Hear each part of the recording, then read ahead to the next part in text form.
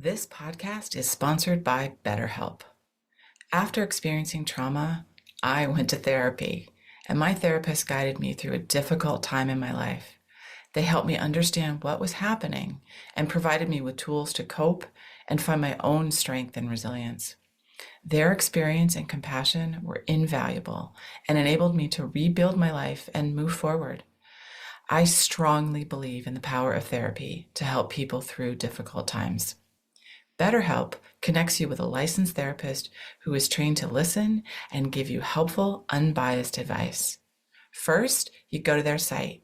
You can use my link, betterhelp.com/resilience. You answer a few questions, and BetterHelp will match you to a professional who has years of experience helping people with struggles just like yours. Let BetterHelp connect you to a therapist who can support you, all from the comfort of your own home. Visit betterhelp.com/resilience or choose podcast, then notes on resilience during sign up and enjoy a special discount on your first month. What is the biggest problem in leadership development? I'd say it's, again, this lack of developing aspiring and middle-level managers and helping them be able to, first of all, see themselves clearly and see others clearly and learn how to connect with their people and not just, let's call it, boss them around. Hello, and welcome to Notes on Resilience. I'm your host, Manya Chilinsky. My guest today is Kevin McCarthy. He is the author of the best-selling book, Blind Spots: Why Good People Make Bad Choices.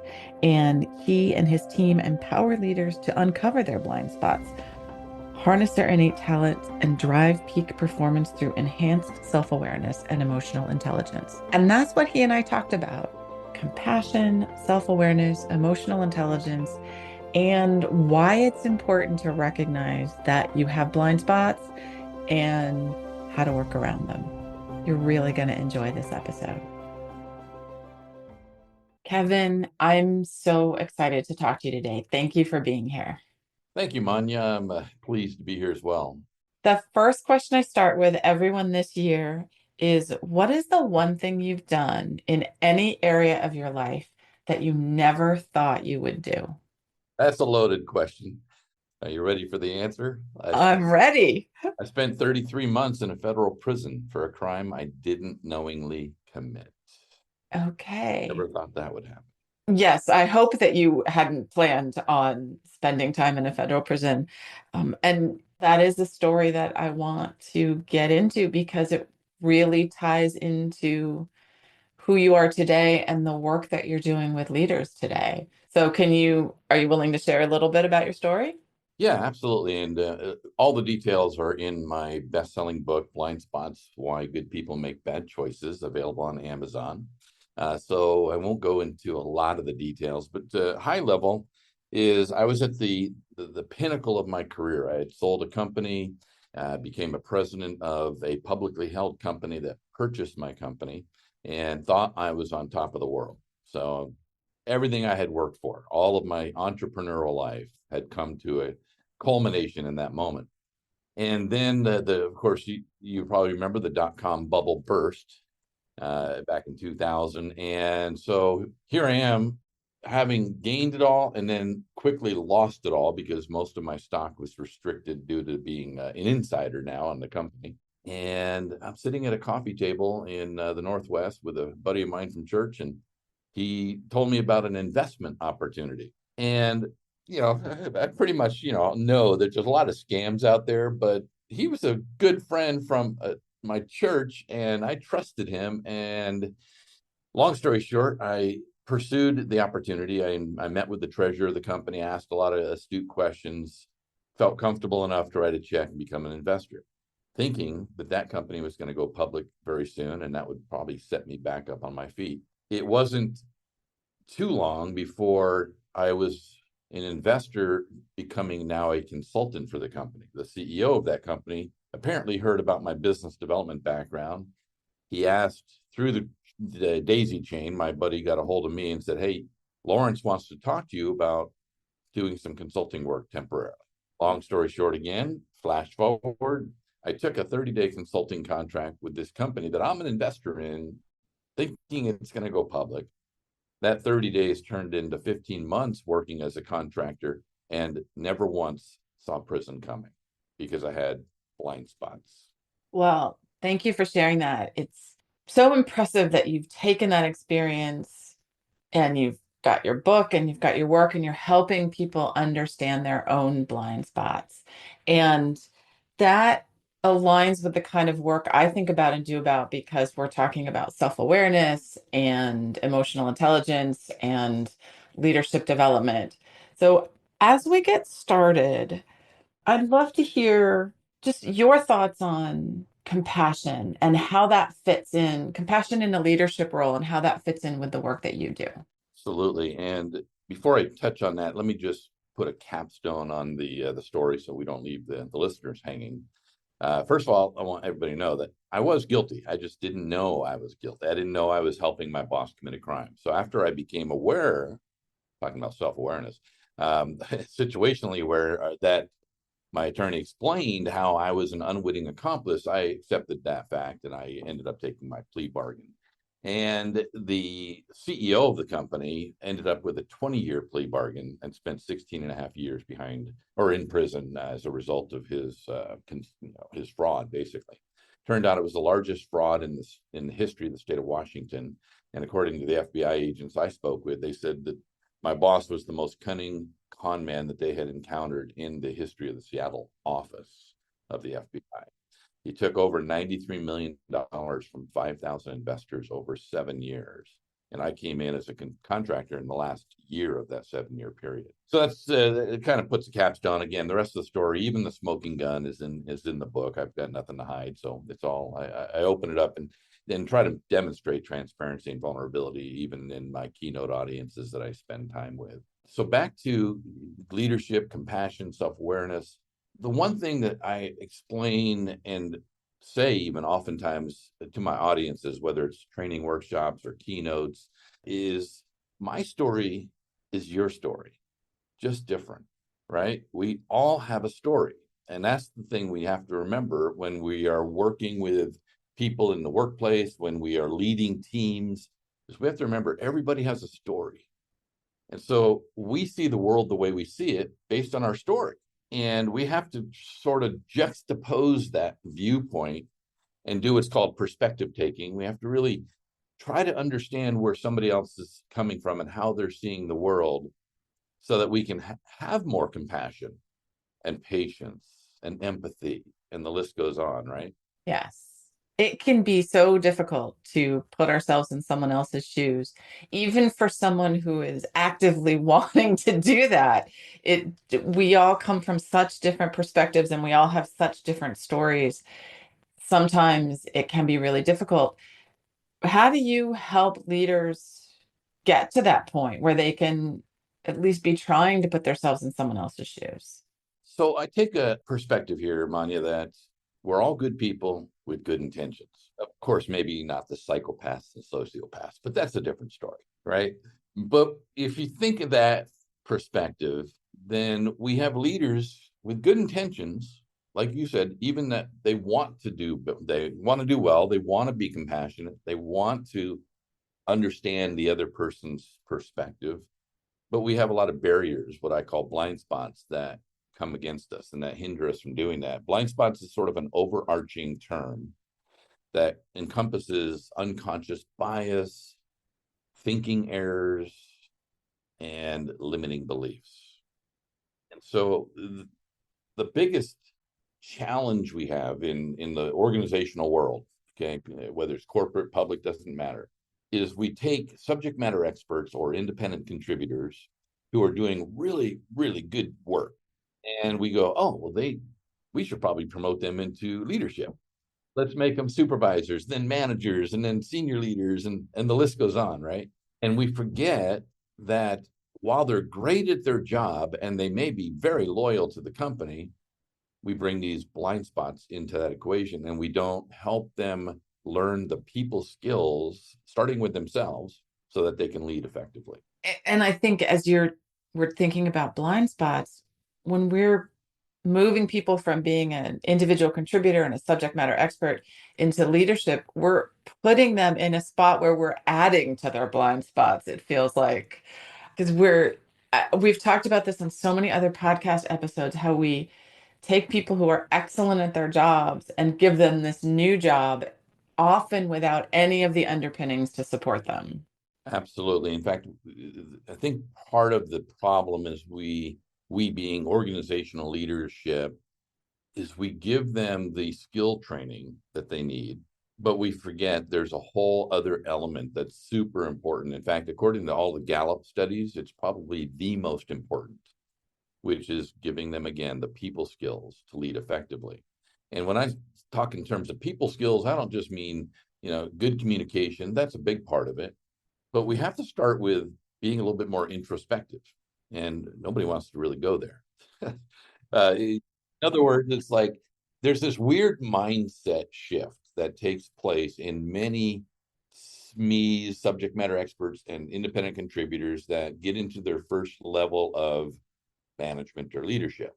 And that mindset shift is, well, now I'm the boss, so I got to act like a boss, right? And for some reason we have, and I dealt with it too when I was younger, but for some reason we just have this difficulty of realizing that, yes, I'm a boss and now I have to lead, but I don't have to do it from a command and authority type of basis. I can lead by connecting with my people.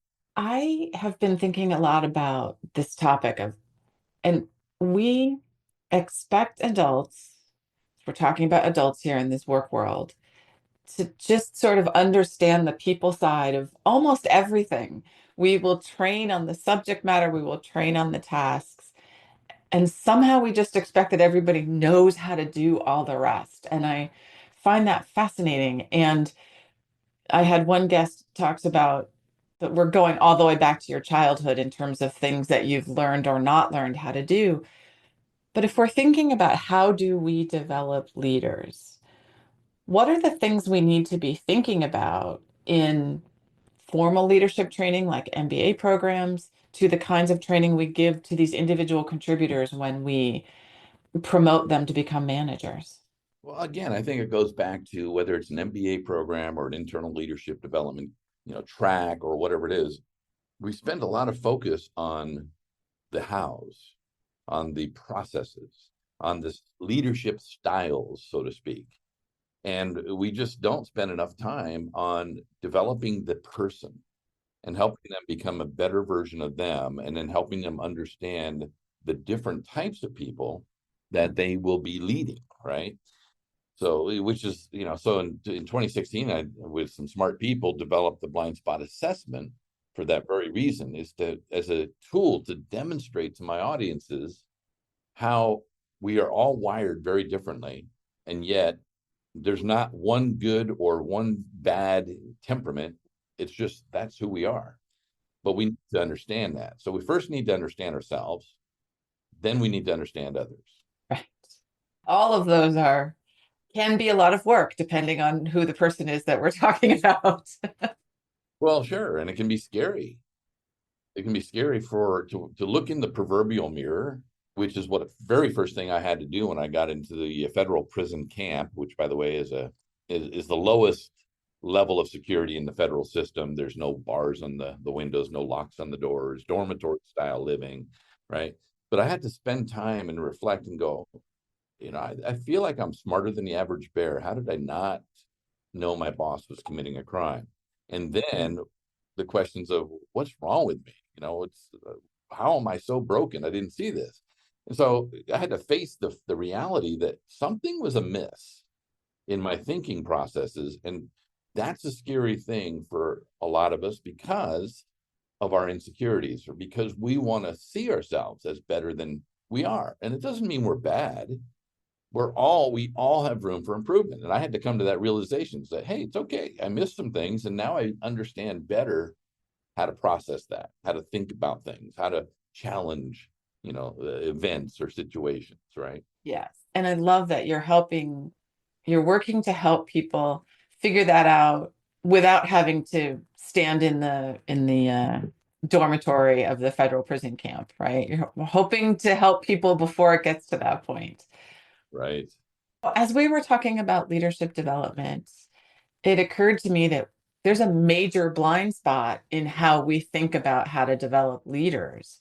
And obviously I didn't make that term up, but we have individual blind spots, and then we have that systemic organizational blind spot. Hmm. I'm just curious your thoughts on that. Let me make sure I understand the thought process there. From a systemic organizational blind spot, organizations, I may be misunderstanding your question, but organizations themselves don't have a life of them of their own without the the humans that are running them, right? So the humans put those blind spots in. Now, I'll get this quote wrong at this moment because my memory is not quite what it used to be, but I believe it was the author of Emotional Intelligence 2.0, and Bradbury's his last name. His first name is escaping my memory. And he makes a comment that the emotional intelligence of CEOs goes downhill faster than a downhill skier, right? So let me equate it a little bit more plain English, if you will. As I've looked at it and done the research, the higher up we get in our career, the bigger the title, the more responsibility, the more seasoned we become, we actually develop more blind spots. And I call it the expert fallacy.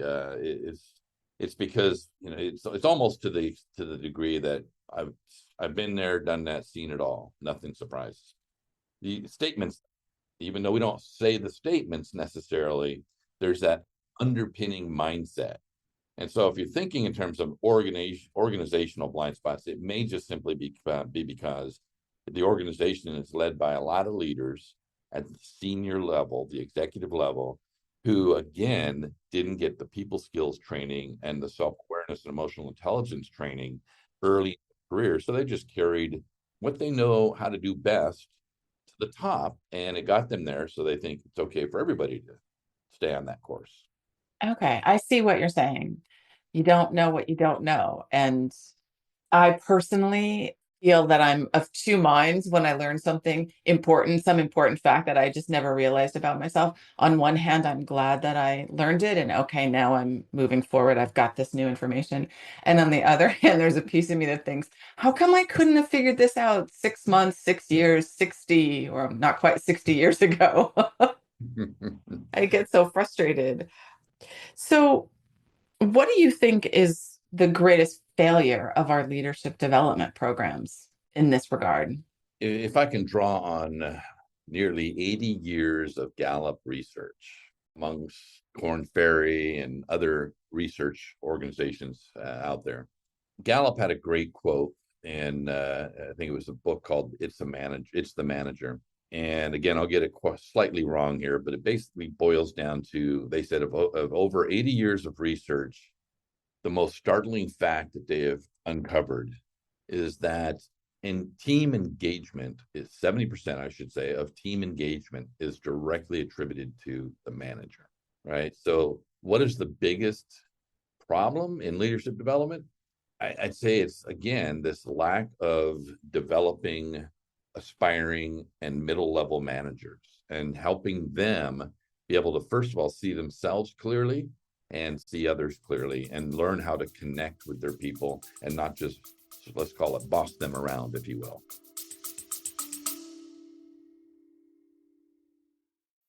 Hi, it's Manya. You're listening to Notes on Resilience, conversations about leadership, recovery, and how we show up in the difficult moments. If something here hits home, or if you're navigating a crisis, or you're seeing something in your team you want to talk through, I'd love to hear from you. You can get in touch at my website, manyachilinsky.com. Now, back to the episode. Right. Yeah, I can see that. And you may have also heard this quote that an individual's manager has a bigger impact on that person's mental health than a therapist or a doctor, an equivalent to that person's spouse. So when you add those two facts together, we see why many people are dissatisfied in their jobs. Oh, absolutely. And more of the Gallup studies. I mean, it's what is the latest report? I think it was only 23% of the workforce is actually engaged, which means that they're making a conscious effort to give you their best energy. Most of the workforce, so it's in the 50% range of the workforce, is disengaged, meaning that they're pretty much always looking for another job, and they're just doing the get by. And then the worse than that is about 18% of the workforce, and this is a global study, 18% of the workforce is actively sabotaging the organization, meaning that they're poisoning the minds of the good people, their bad manager as they're on their way out, right? So it's back to, again, if I'm an employee and my boss is not connecting with me and all I see is my boss as absentee, not really giving me the time I need to develop fully, or just I see that person as sort of abrupt and a jerk because all they do is kind of bark orders. And I'm being a little exaggerating here, but if I'm not connected with my boss, then I'm not enjoying my job. Yeah, and it goes back to that we can fix this. It's a very fixable problem. We just need to help the bosses of the world, let's call them the managers. We need to help them understand who they are, who others are, and how to bridge that, what I call the perception gap, how to bridge that gap so that the way I see the world is different than the way you see the world. How can we bridge the gap on those two different perspectives, if you will, so that you and I can connect and I can help you develop into a great leader when you're ready for that. Right. Well, some of those statistics I had not heard, some I was aware of. There's clearly a foundational problem with the way we work or the way we've set up the world of work if that many people are dissatisfied, and which makes the kinds of work that you do and the kinds of work leadership consultants are doing to build compassion and build that self-awareness and identify the blind spots so much more important. But it a little bit feels like trying to hold back a wave. Yeah, I see what you're saying. It's going to take time. I'm seeing a shift, and I think most of my colleagues would agree that there is a shift happening where executives are recognizing the value and, frankly, the ROI of investing in the middle, whereas previous generations didn't recognize that. First of all, the previous generations weren't anywhere near as, if I could use the word, enlightened in the sense of learning about and understanding self-awareness and emotional intelligence, right? These are all over the last several decades, more developed constructs. And so it's going to take time, and it is maybe holding back a wave, but there are organizations out there that senior leaders, top executives are realizing, you know what, let's really spend money and time and effort to take our aspiring leaders. It doesn't matter what the age is, just somebody who's really good at their job, they're pro company, and they can be elevated into leadership, but we need to train them properly so that they can deal with, I'm going to say deal with their demons, because we all have them, but that's limiting beliefs I was talking about earlier, or the unconscious biases, things that interfere with our thinking process and we don't even realize, or just simply the thinking errors that we all make occasionally, right? But how do we deal with that so that we can deal with others, right? Triggers is a big one, for example. Managers don't realize, because we're not showing them and teaching them and helping them recognize what the triggers are, but they have people that work for them that trigger them all the time. And then there's this rift that gets brought into that a relationship. And then so there's this dissatisfaction, disengagement, everything else. And if we could just help them recognize those triggers and then give them the tools they need to just deal with the triggers, or they react, it'll be much smoother communication. Absolutely. And better for the organization, better for the bottom line. Oh, 100%. Yeah, there's multiple studies that have actually tested this concept that self-aware teams will actually outproduce teams that are made up of less self-aware people. And by the way, statistically, most of us think we're self-aware, Manya. Yes. I love Tasha Eurich, her book Insights and the work that she does at the University of Colorado as a researcher and professor. But the reality is, from all of the studies, only about 10 to 15% of us actually are self-aware. So we I all know. have to work. We all think we're above average, and only some of us are right when we think that. Oh, Kevin, I so appreciate getting your perspective. And what is giving you hope right now? What is giving me hope is probably the organizations that have that awareness and step up and say yes. For example, one of my recent customers is the American Board of Radiology, big organization, and they're now using the blind spot assessment and they're embedding it within a leadership development program that they're designing specifically for that aspiring leader level. Um, I get super encouraged when I see an organization that's aware and actually doing something to make sure that they're developing their leaders with not just the skills, but the technical skills, but also the soft skills, you might say. Right. Absolutely. Oh, thank you for that. And as we wrap up, please share a little bit about your work and what you do and how people can reach you. Absolutely. You can first of all, you can go to blindspots.com, and from there you can actually find the assessment company as well. And what we do is we basically we provide an assessment tool that's unlimited use for a flat fee that's really reasonable. So organizations can do just what the American Board of Radiology is doing, embed that into their training because it helps create more self-awareness, and it's phenomenal in its communication. So it helps really build great communication. And then I've got coaches all over the world that actually, and trainers that actually can step in. And if some organization says, "Hey, we love the assessment, we also would love some help developing a program," or you can license our program and just use it internally within your organization. So that's what we do to help organizations build the middle. Excellent. And I so appreciate that you took your experience and now you're helping others build better businesses and build better people. Absolutely. What came out of prison for me was, first of all, I'll leave you with this metaphor, Manya, and all of your leaders. Imagine this prison camp. It's like a community college campus. So you walk through these double doors of an administrative building, and you're now facing a courtyard, a beautiful courtyard in the Northwest, grass, trees, flowers, you name it. And to your left are two dormitories. Now, in the dormitories, you can pretty much do anything you want to do as long as you don't get caught.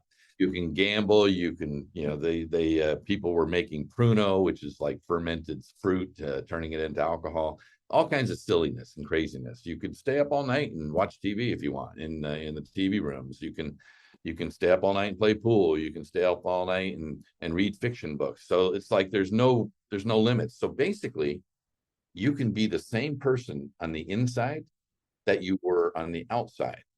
But to the right, there's a more narrow sidewalk that leads to the weight lifting and the exercise rooms, the chapel, the computer labs to learn computing, all the educational information so you can become a better person.